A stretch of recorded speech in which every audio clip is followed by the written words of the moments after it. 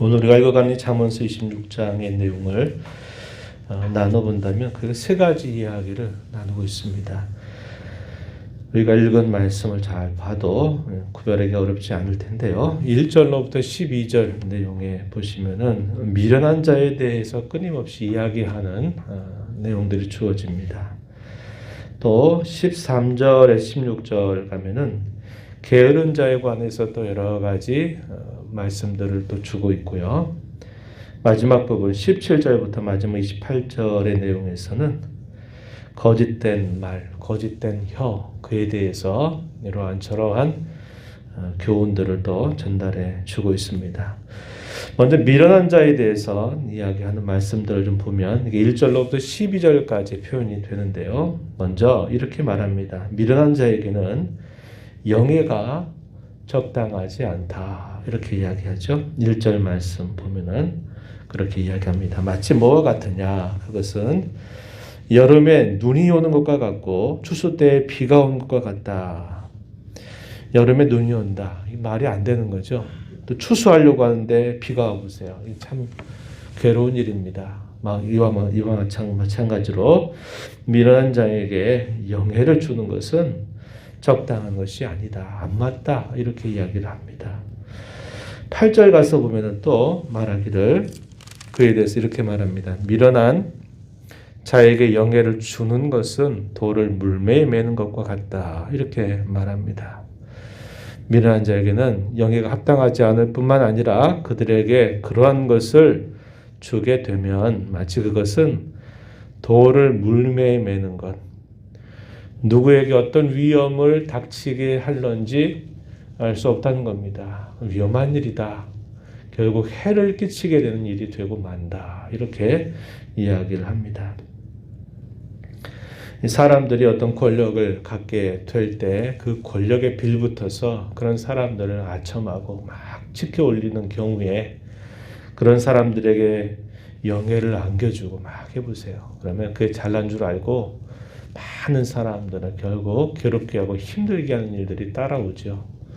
높은 지위에 있는 사람들에게 더더군다나 이러한 일들이 있게 될 때 참 많은 해를 끼치는 것을 보게 되는 것처럼 미련한 사람에게는 이런 영예가 적당하지도 않을 뿐만 아니라 그들에게 이런 것들을 안겨주게 되면 많은 해를 끼칠 수 있다. 이렇게 이야기를 해줍니다. 2절 가면 또 뭐라고 말씀하냐면 우리가 잘 또 주목할 수 있는 표현인데요. 까닭 없는 저주는 참새가 떠도는 것과 제비가 날아가는 것 같이 이루어지지 않는다. 이렇게 표현했습니다. 옛날 사극이나 어떤 이야기들 보면 막 저주하게 되고 집으로 만들어서 거기다가 바늘 같은 걸 꼭꼭 찌르고 그러면 그게 마치 임하는 것처럼 나타나고 막 하는데 우스꽝스러운 이야기다 이 말입니다. 까닭 없이 적당하지 않은 저주를 막 퍼부어도 그 저주가 그 사람에게 임하지 않습니다. 오히려 그 저주하는 사람에게 화가 임하게 되는 것이지 저주받은 일을 하지 않은 사람에게 아무리 저주 같은 말을 해보세요. 그런 말 한다 그래서 그 저주가 그 사람에게 임하지 않는다는 겁니다. 우리 믿는 사람들은 항상 하나님 앞에서 우리 자신을 돌아보고 또 나의 마음과 나의 입술과 행실들을 잘 돌아보아서 내가 하나님 앞에 벌받을 자리에 있는지 그렇지 않은지를 잘 돌아보고 끊임없이 성찰하고 되돌이키는 자세를 갖는다면 그 어느 누구가 어떤 저주를 퍼부어도 그런 것에 마음 쓸 필요가 없는 겁니다. 내가 하나님 앞에서 내 마음을 성찰해서 깨끗하게 하고 정결하게 하고 내가 잘못된 길에서 돌이키는 일들을 끊임없이 잘 해보세요. 아무런 어떤 이야기를 듣는다 하더라도 그것이 결국 그에게 미치지도 않는다는 겁니다. 그러니까 이러한 말씀들을 우리가 잘 기억한다면 우리가 이 세상의 헛된 우상들이나 헛된 종교들이 말하는 그러한 일들에 관하여 관념할 필요가 없는 겁니다. 끊임없이 우리 자신들을 잘 살펴나가는 그런 자세를 갖는 것이 매우 중요한 일임을 우리가 배우게 되는 겁니다. 말에게 채찍이 필요하고 나귀에게 재갈이 필요한 것처럼 미련한 자의 등에는 막대기가 필요하다. 그 미련함을 깨우치는 것이 필요하다라고 이렇게 이야기하죠. 미련한 자를 대할 때는 두 가지의 모습을 이야기해 주는데 4절과 5절에 보면은 때로는 이러한 사람들에 대해서 침묵을 해야 된다. 어떤 경우입니까? 아무리 무슨 말을 해주어도 듣지 못하게 되잖아요. 그럴 때는 침묵할 필요가 있는 거죠. 또 어떤 경우에 오히려 말해야 된다는 겁니다. 그렇지 않으면 자기가 가장 지혜로운 사람처럼 교만해져서 아주 헛된 소리를 하게 될 때, 그럴 때는 그들에게 적당하게 말해 주라는 겁니다. 그래서 스스로 지혜 있는 척하고 잘난 척하는 그런 모습들에 대해서는 적당하게 말을 해주라고 이야기하고 있어요. 4절 보면 어리석은 자의 미련한 것을 따라 대답하지 말아라. 이럴 때는 침묵해라. 너도 그와 같을까 한다. 5절에서 미련한 자에게는 그의 어리석음을 따라 대답하라. 두렵건대 그가 스스로 지혜롭게 여길까 한다. 어쩔 때는 침묵을, 또 어쩔 때는 적당한 대답을 해주라. 이렇게 이야기합니다. 그리고는 이러한 미련한 사람들의 편에 기별하는 것에 대해서도 주의할 것에 대해서 이야기합니다.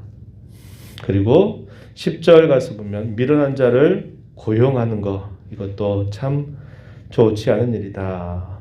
아무나 지나가는 사람을 불러서 이 일을 하도록 해라 하는 것과 똑같은 것이다. 이렇게 이야기하면서 이런 미련한 자에 대하여 조심할 것에 대해서 이야기를 해줍니다. 미련한 사람의 특징에 대하여서 이렇게 또 말합니다. 11절 가서 보면은 이렇게 말해요. 이 말씀도 신약에서 인용된 말씀이기도 한데요. 한번 보시면 개가 그 토한 것을 도로 먹는 것 같이 미련한 자는 그 미련한 것을 거듭 행한다라고 이야기합니다. 개가 토해놓고 자기가 토한 줄도 모르고 그것을 음식인 줄 알고 또 그것을 먹는 것처럼 미련한 자는 미련한 일들을 거듭거듭 행한다. 이렇게 이야기하죠. 우리가 죄를 범하는 습관도 마찬가지입니다. 죄 짓는 습관도 그 죄에 대해서 우리가 잘못했다고 회개하고 나서 똑같은 죄를 또 반복하는 모습들을 보게 되면 우리가 얼마나 하나님 앞에 미련하고 어리석은 자인가 하는 것도 보게 되는 겁니다. 이런 미련한 자가 되지 않기 위해서 우리가 끊임없이 조심해야 되죠. 하나님 앞에 죄를 범하고 그 죄에 대하여 회개하면 그 죄로부터 다시 또 그 죄로부터 돌이키는 자세를 가져야지 그 죄를 또 범상히 여기고 죄 짓는 일들을 하게 된다면 그건 참 미련하고 어리석은 일이다 하는 겁니다. 우리가 전에 읽었던 요한 1서에 보게 되면 하나님을 섬기는 사람은 그에게 생명의 씨앗이 있어서 그로 하여금 끊임없이 같은 죄를 번복하지 않는다라고 우리에게 가르쳐 주기도 했습니다. 우리의 죄의 습관들에 대해서 우리가 이러한 말씀들을 조심하게 우리 마음에 잘 새겨서 우리가 거듭거듭 어리석고 미련한 일들을 반복하는 일들에서 돌아서는 삶을 살아야겠다는 겁니다. 미련한 사람은 또 하나의 특징원에서 12절에 보면 뭐라고 얘기하느냐. 스스로를 지혜롭게 여긴다는 겁니다. 자기가 미련한 줄도 모르고 자기를 지혜롭다고 생각하고 살아간다고 이야기하는 거죠. 이러한 일들에 있어서 우리가 매우 조심하고 우리 자신도 이러한 미련한 자의 모습에 빠지지 않도록 잘 귀를 기울이는 자세를 갖고 돌이키는 자세를 가져야겠다는 것이죠. 13절부터 16절에 대해서는 게으른 자에 대한 이야기가 계속 등장하죠. 항상 핑계댄다 이런 말을 합니다. 어떤 일들에 대해서 핑계하고 변명하는 일들이 아주 익숙하고 끊임없이 침상에서 뒹굴면서 게으름을 피우고 게으른 자는 더 게을러지게 되는 모습이 나타난다. 그러면서도 또 특징이 뭐냐면 자기 자신을 지혜롭게 여긴다 이렇게 이야기합니다. 16절 가서 보면 게으른 자는 사리에 맞게 대답하는 사람 7보다 자기를 지혜롭게 여긴다 이렇게 표현합니다. 그래서 게으름, 아까 미련한 자의 경우도 자기를 지혜롭게 여긴다 그러죠. 비슷하게 서로 만나는 모습이 표현되기도 하는 겁니다. 이하의 17절 이하로부터는 우리의 말과 관계된 겁니다. 잠언이 얼마나 이러한 부분들에 우리의 말하는 것에 대해서 경계하고 있는지를 우리가 또다시 살펴보게 되죠. 17절 가서 보면 이렇게 표현했어요. 길로 지나가다가 자기와 상관없는 다툼을 간섭하는 자, 그 사람 마치 개의 귀를 잡는 것과 같다. 개의 귀를 잡게 되면 어떻게 될까요? 물어버리겠죠. 마치 자기가 상관없는 그런 다툼에 끊임없이 관여하는 그런 모습들에 대해서 분명하게 경계를 하게 됩니다. 그리고 남에게 해를 끼치는 말을 해놓고서도 나도 알지 못하고 그랬다. 이런 식의 변명하는 태도를 보인다고 이야기하죠. 못 먹는 감 찔러다 본다. 그런 말이 있는 것처럼 툭툭 던져보는 겁니다. 던져보놓고 아니면 말고 이런 식의 말을 하는 것들 참으로 하나님 앞에 나쁜 것입니다. 요즘에 정치인들 막 그렇게 말하죠. 막 찔러놓고 아니면 말고 아니면 뭐 아닌 거죠 뭐 이렇게 하면서 말로 막 사람들을 공격하고 말로 막 이야기거리를 만들어 내는 겁니다. 이런 일들 하나님 앞에 참으로 나쁜 것입니다. 우리도 이런 일들에 대해서 대단히 조심해야 되겠고요. 20절에 보면 말쟁이가 없어지면 다툼이 쉰다라고 말합니다. 말쟁이 되지 않도록 조심할 것을 이야기해 주고 있어요. 21절에 보면 시비를 일으키는 자는 다툼을 좋아하는 자다. 다툼을 좋아하게 되면 결국은 항상 시비를 일으키게 되고 만다.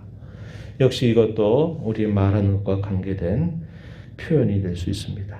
또 남의 말하기를 좋아한다고 이야기하죠. 22절 남의 말하기를 좋아하는 자의 말은 별식과 같아서 뱃속 깊은 데로 내려가느니라. 늘 우리가 이런 부분들을 조심해야 돼요. 좋은 일에 관하여 칭찬할 만한 일에 관하여 아니면 객관적인 사실에 관하여 이야기하는 것은 우리가 할 수 있어요. 그러나 그 사람이 실제적으로 어떤 허물이 있고 약점이 있고 부족함이 있다 하더라도 그것을 위해서 기도하고 필요할 때 적절한 조언을 줘야지 그걸 가지고 다른 사람에게 이렇게 저렇게 말을 떠벌려 보세요.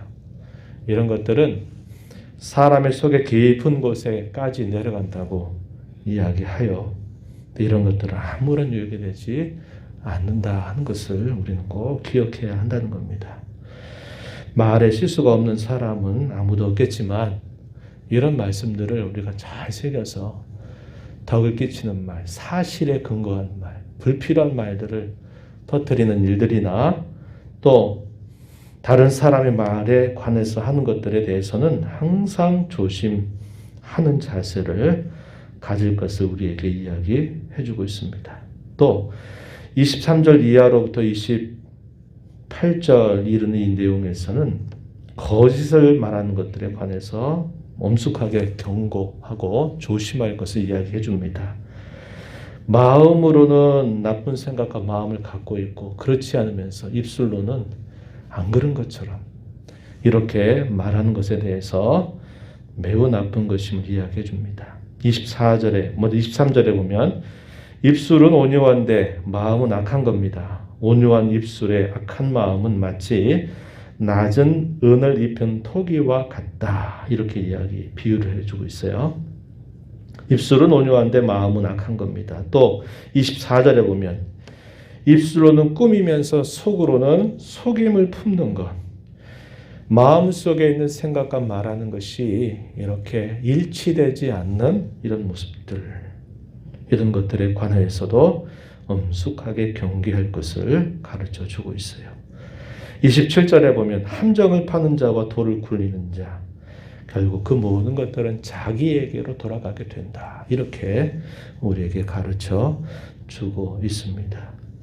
위선적인 말들, 속임을 가지고 있는 것, 마음과 말이 다르고 속과 겉이 다른 이런 일들에 대해서 우리가 매우 조심하는 자세를 가지라고 가르쳐 주고 있습니다. 오늘 우리가 살펴봤던 이 말씀들, 미련한 사람, 미련한 일, 게으름, 거짓된 혀 이런 것들에 관하여 우리가 항상 조심해야 되고 우리 마음속에 이런 것들이 스며들지 않도록 늘 주님을 우리 마음에 온전하게 모시고 성령 하나님의 충만함을 기대하고 말씀의 충만함을 기대하며 살아가는 저와 여러분이 되어야 하겠습니다. 삶으로만이 아니라 우리의 신앙과 영적인 면에 있어서도 미련하고 게으르고 거짓된 자가 되지 않도록 하나님의 은혜를 구하면서 남은 삶을 힘써가는 저와 여러분이 되기를 진심으로 바랍니다. 하나님 아버지, 이 새벽 시간에도 저희들에게 생명과 호흡을 주셔서 오늘도 주께로 인도해 주신 것을 감사드립니다. 저희들의 마음속에 늘 주님을 모시고 산다는 것을 기억하게 하시고 우리의 마음을 성전 삼고 성령께서 거하시고 계시다는 사실들을 기억하게 하여 주셔서 주께서 온전히 다스리시는 우리의 심령이 되게 하시고 성령과 말씀이 충만한 저희들의 심령이 되어서 우리의 마음속에 온갖 미련한 것들, 또 게으름과 태만한 모습들, 또 거짓된 입술과 거짓된 마음들 이런 것들이 채워지지 않도록 하나님 아버지 늘 저희들의 심령을 주장하여 주시기를 간절히 바라옵나이다. 이러한 일들은 우리가 한번 조심하고 두 번 조심해서 이루어질 일들이 아니라 우리가 살아가는 모든 평생 동안 항상 우리의 마음을 잘 단속하고 지켜가야 할 일임을 깨닫습니다. 하나님 아버지, 이런 말씀들을 통해서 우리의 언행 심사들을 잘 되살펴보게 하시고 돌이키게 하시고 바르게 세워가는 저희들의 심령이 되어서 하늘 아버지께 영광을 돌리는 삶을 살아가게 하시고 저희들의 언행의 심사를 통해서 유익이 되게 하시고 선한 영향력을 끼치며 덕을 세워가는 그런 삶을 살아가도록 주께서 인도해 주시기를 간절히 바라옵나이다.